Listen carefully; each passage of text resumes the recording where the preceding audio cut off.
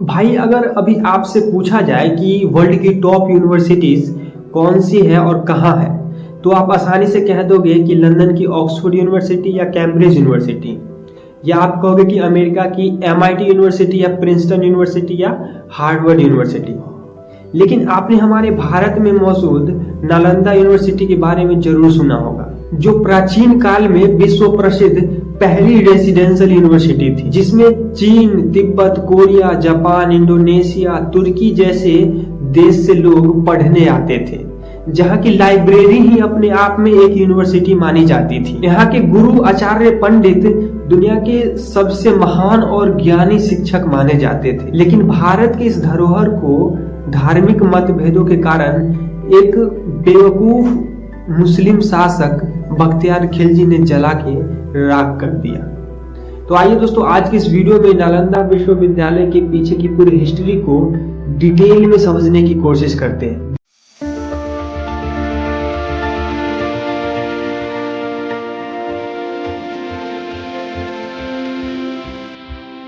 बिहार की राजधानी पटना से लगभग 90-95 किलोमीटर दूर दक्षिण पूर्व की ओर राजगीर के पास स्थित है पूरे वर्ल्ड की पहली ग्रेटेस्ट रेजिडेंशियल नालंदा यूनिवर्सिटी।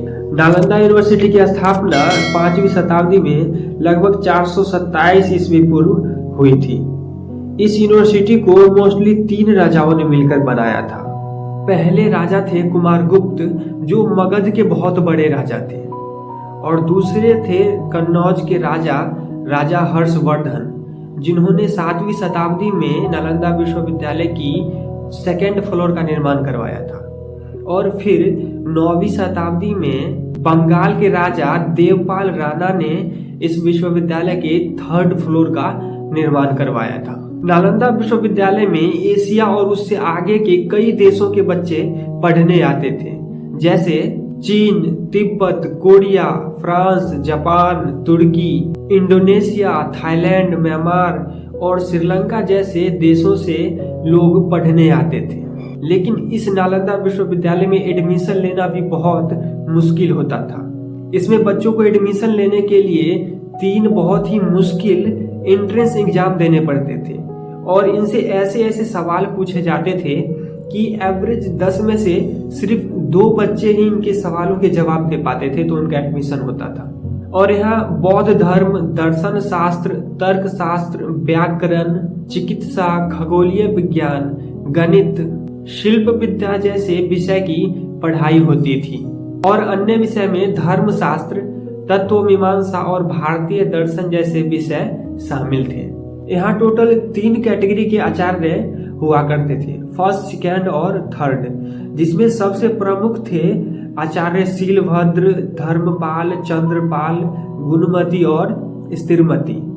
ये वर्ल्ड फेमस थे। इस नालंदा विश्वविद्यालय में उस टाइम पे लगभग 10,000 छात्र और 2,000 शिक्षक हुआ करते थे। यह दुनिया का पहला आवासीय विश्वविद्यालय था, तो यहाँ रहने वाले इन छात्र और शिक्षकों को किसी भी प्रकार की आर्थिक स्थिति की समस्या नहीं होती थी, क्योंकि इनके लिए शिक्षा, भोजन, रहना, कपड़े और दवाइयाँ सब कुछ फ्री था।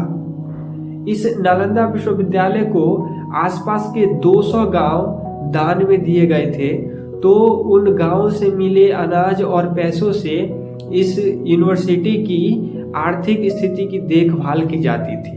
10 किलोमीटर की लंबाई और 5 किलोमीटर की चौड़ाई में बना यह नालंदा विश्वविद्यालय, जिसमें 100 से ज्यादा भवन और इमारतें बनी हुई थी। हर भवन में जगह जगह स्टडी हॉल, जगह जगह पढ़ने की व्यवस्था, जगह जगह प्रार्थना के लिए अलग व्यवस्था, रहने के लिए अलग व्यवस्था, सब कुछ प्रॉपरली बना हुआ था। रहने के लिए प्रत्येक स्टूडेंट के लिए अलग अलग कमरे बने हुए थे, और हर कमरे में लाइट की व्यवस्था की गई थी, जो कि दिए के रूप में हुआ करते थे उस टाइम पे। और इसमें एक 9 मंजिला लाइब्रेरी भी बना हुआ था, जिसमें 90 लाख मतलब 9 मिलियन से ज्यादा हस्तलिखित पुस्तिका और पांडुलिपियां रखी हुई थी, जो बड़े इमारतों रतन सागर, रतन रंजिका और रतन उद्धति में रखा हुआ था। इस लाइब्रेरी को धर्मगंज भी कहा जाता था। लेकिन शिक्षा के इस महान धरोहर को एक बेवकूफ और मूर्ख मुस्लिम शासक बख्तियार खिलजी की क्रूरता ने इस विश्व प्रसिद्ध नालंदा यूनिवर्सिटी को जला के राख कर दिया। अफगानिस्तान का रहने वाला यह बेवकूफ बख्तियार खिलजी 12वीं शताब्दी के अंत यानी कि 13वीं शताब्दी की शुरुआत में भारत आया था। उसने सबसे पहले मगध क्षेत्र पे हमला कर उसे लूट लिया। उसके बाद उसने बिहार शरीफ के अदंतपुरी विश्वविद्यालय को लूट लिया। इसी तरह वह बिहार पे अपना कब्जा करते गया। लेकिन जब कुछ समय बाद इस बख्तियार खिलजी की तबीयत खराब हुई, एक गंभीर बीमारी ने उसे जकड़ लिया, तो उसने अपने नीम हकीमों से बहुत इलाज करवाया, लेकिन फिर भी वह ठीक नहीं हुआ। उसी समय एक यात्री नालंदा विश्वविद्यालय घूमते हुए सारे विद्वान पंडित आचार्य से मिलते हुए बख्तियार खिलजी के राज्य में जा पहुंचा। तो वहां उसे पता चला कि बख्तियार खिलजी की तबीयत खराब है, तो वह उससे नहीं मिल सकता। लेकिन उसने बहुत रिक्वेस्ट की तो उसे बख्तियार खिलजी से मिलने की परमिशन मिल गई। तो इस यात्री ने बख्तियार खिलजी को एडवाइस दिया कि विश्व प्रसिद्ध नालंदा विश्वविद्यालय के मेडिसिन विभाग के प्रमुख पंडित राहुल श्रीभद्र जी आपका इलाज कर आपको ठीक कर सकते हैं। खिलजी इसके लिए मान तो गया, लेकिन उसने यहाँ पे एक शर्त रखी कि वह किसी भी हाल में भारतीय पद्धति के बने हुए दवाइयों को नहीं खाएगा, क्योंकि वो काफिरों के द्वारा बनाया गया है। फिर कुछ समय बाद श्रीभद्र जी एक कुरान लेकर इस खिलजी के पास गए और कहा कि आप प्रत्येक दिन इस कुरान का एक एक पेज पढ़िएगा, जिससे आपकी तबीयत सही हो जाएगी। फिर खिलजी प्रतिदिन एक एक पेज इस कुरान का पढ़ने लगा और उसने धीरे धीरे ये महसूस किया कि उसकी तबीयत में सुधार आ रहा है। और फिर जब वो पूरी तरह ठीक हो गया तो उसने यह पता करने की कोशिश की, ये जानकारी ली कि आखिर वो ठीक कैसे हुआ। तो उसे पता चला कि राहुल श्रीभद्र जी ने कुरान के पेज पे दवा की लेप लगा दी थी, क्योंकि भद्र जी को पता था कि कुरान पढ़ने वाला यह खिलजी पेज पलटते समय हाथ पे सलाइवा लगाता है, तो उसके जरिए दवा इसके शरीर में प्रवेश करेगा और यह ठीक हो जाएगा।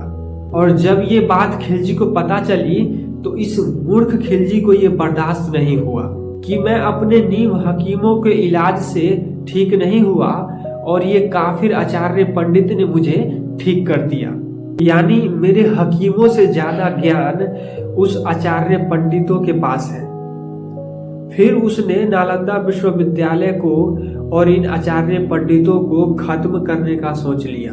पूर्ण रूप से शिक्षा और शांति के संदेश देने वाले भगवान बुद्ध से प्रेरित जगह जगह भगवान बुद्ध की प्रतिमा और स्तूप से बना यह नालंदा विश्वविद्यालय, जिसमें सभी बच्चे और आचार्य पंडित भगवान बुद्ध के सामने नतमस्तक होकर उनकी पूजा करते और उनसे शिक्षा ग्रहण करते। ये बात खिलजी को बर्दाश्त नहीं हुई, क्योंकि वह एक मूर्ति पूजन भंजक था। मूर्ति पूजा करने वालों को मारना यह अपना धर्म समझता था और एक मूर्ति पूजकों के द्वारा वो उसका इलाज करके उसको ठीक होना इसे अपने धर्म की बेइज्जती लगी। फिर 1193 में ही बख्तियार खिलजी अपनी सेना की टोली लेकर इस नालंदा विश्वविद्यालय के अंदर घुस गया। सारे दरवाजे बंद कर दिए और वहां मौजूद सारे बच्चे और शिक्षकों को एक एक कर डाला। इन आचार्य पंडितों और बच्चों का कसूर बस यही था कि ये भगवान बुद्ध की मूर्ति की पूजा करते थे, उनमें श्रद्धा रखते थे, उन पर विश्वास रखते थे। और उनको करने के बाद उसने ये आदेश दिया कि पूरे परिसर में आग लगा दिया जाए। फिर उसकी सेना ने नालंदा विश्वविद्यालय के पूरे परिसर में आग लगा दिया, पूरे यूनिवर्सिटी को खंडित कर दिया। और जब यह आग नालंदा यूनिवर्सिटी के लाइब्रेरी में लगी तो वह 3 महीनों तक लगातार जलती रही। सारे रिसर्च पेपर, पुस्तकें, पांडुलिपियां एक एक कर 3 महीनों तक जल के राख हो गई। इस तरह क्रूरतापूर्वक भारत के इस विश्व प्रसिद्ध नालंदा विश्वविद्यालय को और वहाँ उस लाइब्रेरी में रखे भारत के भविष्य, पूरे रिसर्च पेपर, पुस्तकें, पांडुलिपियां को जला के विध्वंस कर डाला, पूरे को राख बना दिया इस मूर्ख बेवकूफ मुस्लिम शासक बख्तियार खिलजी ने। दोस्तों आज के लिए इस वीडियो में बस इतना ही। वीडियो पसंद आए तो लाइक कर दीजिएगा और कमेंट में जरूर लिखिएगा I proud of my Indian history, I proud of my Nalanda university. और इस बेवकूफ मुस्लिम शासक बख्तियार खिलजी के बारे में आपका क्या कहना है ये भी जरूर बताइएगा। इस वीडियो को यहाँ तक पूरा देखने के लिए आपको इतना सारा बहुत बहुत धन्यवाद।